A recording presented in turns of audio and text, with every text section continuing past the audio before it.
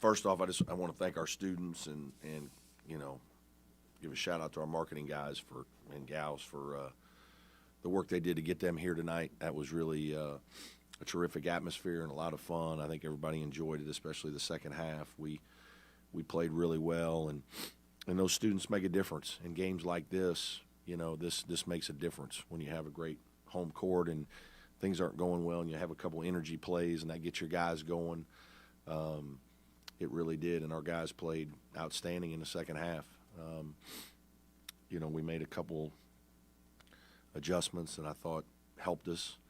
Our guys executed well and shared the ball, and it all looks better too, right? When you're making shots and making free throws, and we're 24 out of 25 at the line, and the other night we couldn't make any and lost the lead, and not much is different really. We didn't shoot like 4,000 free throws between the time. Your guys got to relax and shoot them in, and we did. So this was a very good win. Wake is a good team. Steve does a really good job with his guys. They're coming off an incredible win at Wisconsin. That's a hard place. I've been there to win, and that's a tough turnaround for them. They had a tough travel deal. It was hard for us too, and we didn't have to travel, so I know it was hard on them. So there's probably a little bit of an advantage there for us. And but give our kids credit. We had to go win the game in the second half, and we did. So great start to the ACC play.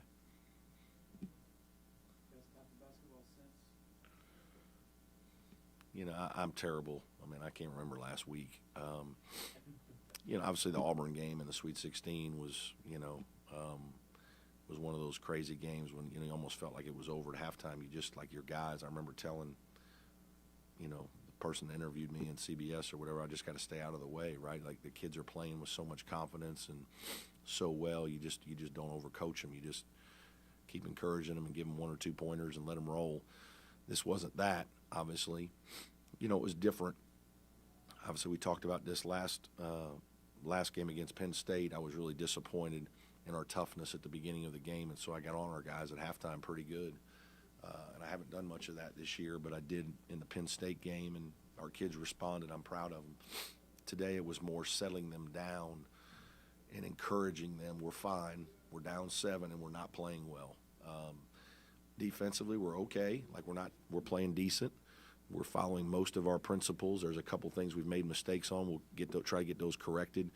But offensively, we're panicky. We're hyper. We're playing too fast. We're not playing and doing some of the things we practiced and prepared for in the game.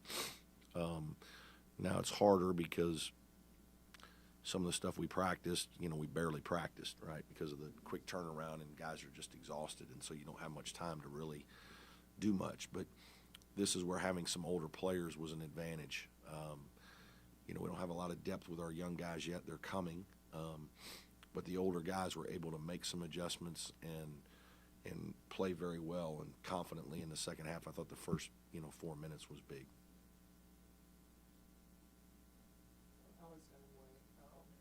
Consistency from the three-point line last year, trying to find it this year. Yeah. Yeah. Yeah, it's a huge weapon, right? I mean, he's somebody that people have to worry about. We keep working with him to expand his game, do more things. But that's a powerful weapon, the three-point shot, not only just making shots, but creating space for others, right? Chase to drive, PJ to score in the paint. There's any number of things that having great shooting on the floor does to put stress on a defense, even when he's not making shots. People still have to worry about him and guard him. And sometimes they put so much emphasis on him that does open more things for other guys. And so other guys have big nights, and he doesn't get as many shots. But, when he does and he's hitting them like tonight, it's a huge momentum, right? Obviously, we talked about Penn State. He made a couple early to get us going when we were struggling. Tonight he was opportunistic and shot it well again.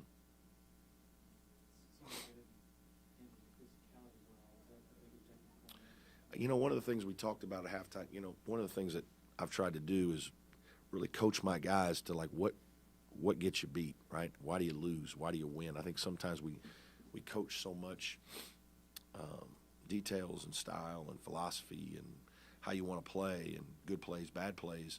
But you got to sit down with kids. They don't really know fouling loses you games, right? And one of the positives that I told them at the halftime of tonight was we were being aggressive. We were throwing the ball inside. We were driving. We were getting to the foul line. We played terrible offense in the first half, but we did get to the foul line. Maybe we were 8 for 9 or 9 for 10. We had a huge, they only had one. And so we were in the game because of our aggressiveness offensively. And because defensively we weren't fouling. We weren't making silly fouls. Against Cal, they stayed in the game. It was a 3-point game at the half purely because we fouled them and they made free throws. And they made 90% in the first half. And so the game put stress on us. You guard for 20, 25 seconds, then you either don't get a defensive rebound or you foul somebody late in a possession. It's demoralizing and it's painful, and the bonus is a problem. And so, teaching them things like that, turning the ball over, we just, there's obviously dumb gets you beat, right? Dumb plays get you beat. You don't have to make great plays. You just have to hit singles and doubles, and there'll be a home run every once in a while. There'll be a P.J. Hall dribbling it 60 feet for a dunk. That's phenomenal. There'll be a big-time shot every once in a while, but you just have to make good basketball plays all the time, fundamental basketball. And obviously, probably that needs to be coached a lot right now with all the guys on our team and all the young kids. I think that's, we do two-man partner passing 3 or 4 days a week, and, that's sometimes is a struggle. You get PJ out there going 21 and 8, not even 80% really. Can you imagine what he could do if he's playing at 100%? Yeah, he's a good player. I mean, I think he's one of the 5 or 6 best players in our league when he's healthy and rolling, and he's had a really good week. The biggest thing is he has to get his confidence back. Like I said on the radio, that play where he dribbled it, 3/4 court and dunked it, that's a huge thing for him. Like, to trust his body to go full speed with a guy chasing him down and dunk the ball, and a guy kind of coming, and you're worried what's going to happen. Is my body going to hold up, my knee, my foot, all the things that I've had to deal with. And then it works, and he's fine. That's great. In practice, he almost needs some hard falls. He needs awkward plays because that's what, in basketball, you're always, you can't control yourself sometimes, and you leave the ground, and now you're landing awkwardly. And you can see in his play, he still has moments where, am I okay? He doesn't leave the ground as much. He doesn't do some things because he's got to work through that. But plays like tonight, that helps confidence, and a big part of it is going to be his confidence. Coach, one of Wake Forest's biggest strengths is moving quickly off the bounce and those fast break plays. Tonight, you only allowed 4 fast break points for Wake Forest. How big was that to kind of stop their offense and force them to take some? Yeah, the second half, is our offense, right? Our offense and executing well and scoring and using the clock a little bit like that. That's put stress on the defense, right? And it's hard to run then. The first half they got some shots against us in transition. They made a couple plays. We didn't run as good offense. We turned the ball over a lot, and so they were able to get out. But it was a point of emphasis, obviously, right? Appleby is a terrific player. I mean, he is fast and smart. I mean, 5 assists, 1 turnover tonight, and we're trying to bother him.